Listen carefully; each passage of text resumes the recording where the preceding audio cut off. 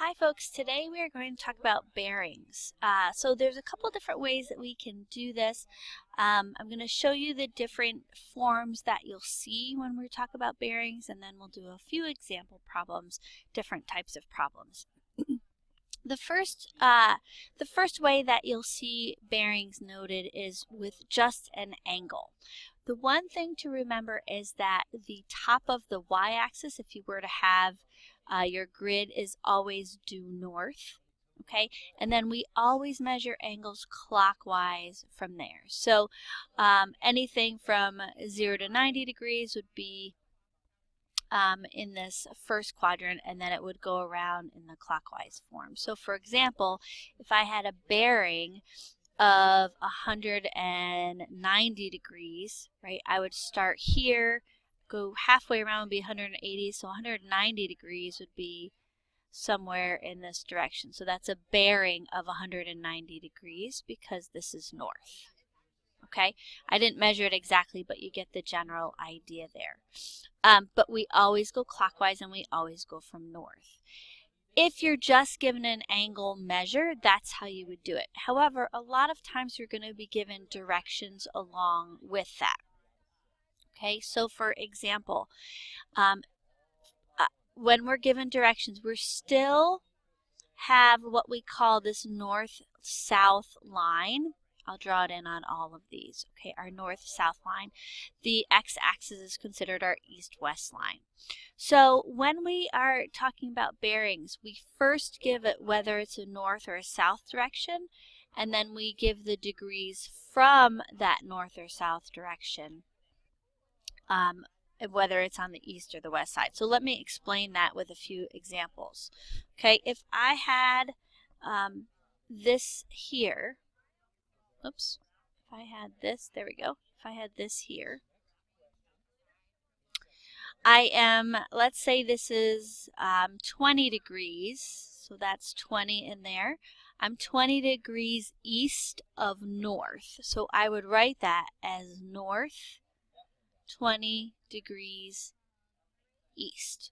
So I give the north-south direction first, then the degrees I am from that north-south line, and then whether it's on the east or the west side of the north-south line.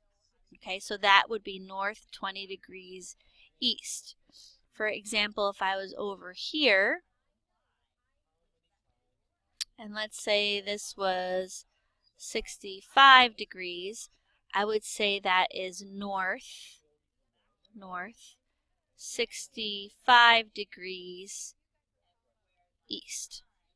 Okay, if I'm on the bottom here, so let's say I'm over here, and let's say I know that this angle here was, I don't know, let's say that's 25 degrees.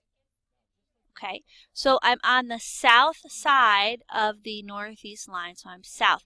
Now I have to figure out how far I am away from that north-south line. So if that's 25 degrees, then this right here is going to be 65 degrees. So it's south 65 degrees west because I'm on the west side of that north-south line. Okay, so there's a couple of different ways it can be given to you, a couple of different ways you can figure it out. It's very different though from reference angles, right? Reference angles, we always go from the x-axis. When we're talking about bearings, we're always the distance from the y-axis or that north-south line. So that's how you would write out bearings, okay? Let me show you how we're going to use that in a couple of example problems. So the first problem here says a boat leaves the entrance to a harbor and travels 25 miles on a bearing of north 42 degrees east. First thing I'm going to do is draw myself a picture. So here's my north-south line. Not very straight, but you get the idea. There's my north-south line. And I'm going 42 degrees north, 42 degrees east. So I know that this angle is 42. And I traveled 25 miles. That was 42 degrees. I'm going 25 miles on that bearing. And then the captain turns the boat 90 degrees clockwise and travels on a bearing of south 48 degrees east. So you can kind of look at it this way. If I were to draw in another north-south line, if I were to draw another north-south line, then my new bearing is this, and this angle right here is 48 degrees, because that's 48 degrees on the south side, and I'm going east. On the south side of the north-south line, on the eastern side as well, so that would also be 48 degrees. And this distance is 18 miles.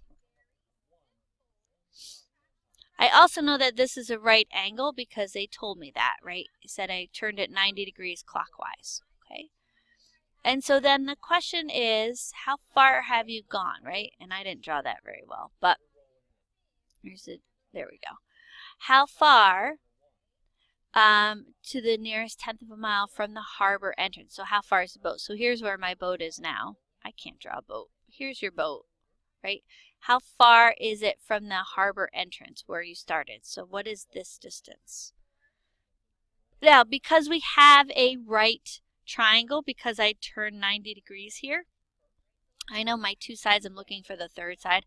I really can just do Pythagorean theorem in this case, right? So I have, for part A, we've got 25 squared plus 18 squared is equal to x squared.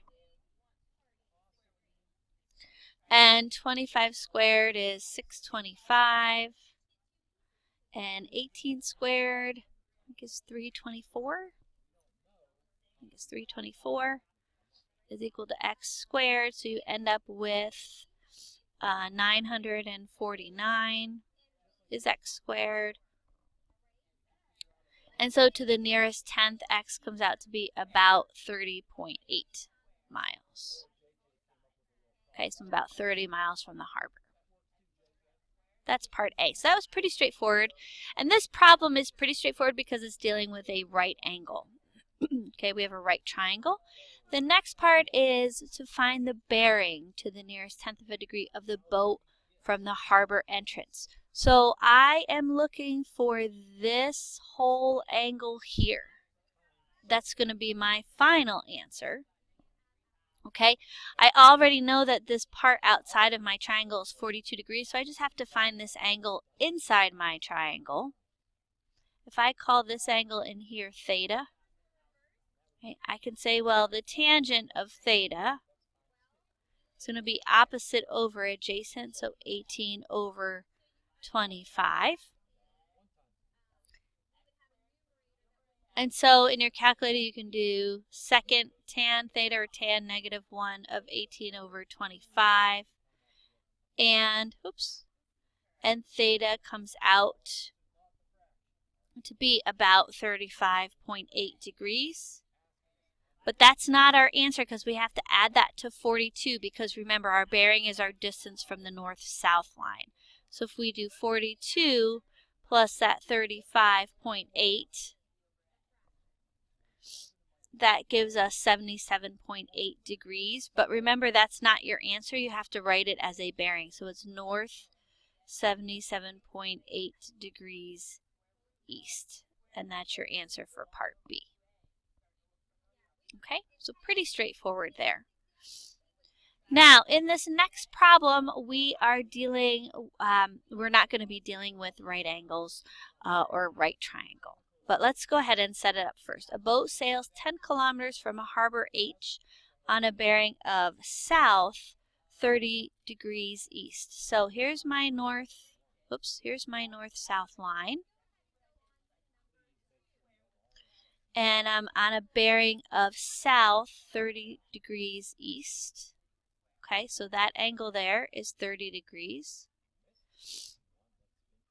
And that's 10 kilometers. I'm going to draw in now another north-south line. So here's my north-south line again. And now from this point here, I now am heading 15 kilometers on a bearing of north 20 degrees east. Okay, so from here, here's my north-south line. I have to go north 20 degrees east. So this angle right here is 20 degrees. And this distance is 15. Okay, so that distance is 15. And so the question is, this was H, that was my harbor, that's where I started. The question is, how far am I from the harbor? Okay, so how far, so what is this distance x, that pink line? Now, in this case, I don't have a right angle. It didn't tell me it was a right angle. Although I drew it, it kind of looks like a right angle, but it's not. Okay, so think about what you know here. You've got two parallel lines, these north-south lines. The second one I drew is dotted, but both of my north-south lines are parallel to each other, which means I've got some congruent angles because I have alternate interior. If this angle out here is 30 degrees, then this angle in here is also going to be 30 degrees. Okay, so that angle there is 30 degrees. They're alternate interior angles. And so now I have this side that's 10 kilometers, this side that's 15 kilometers, and the whole angle between them is 50 degrees.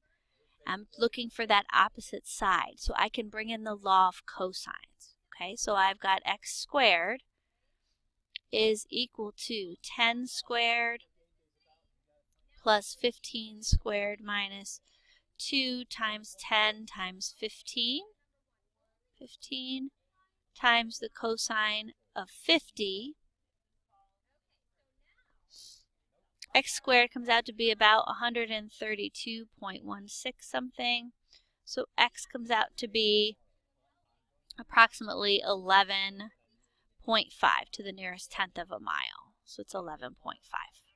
Okay, so that's the distance I am from the harbor.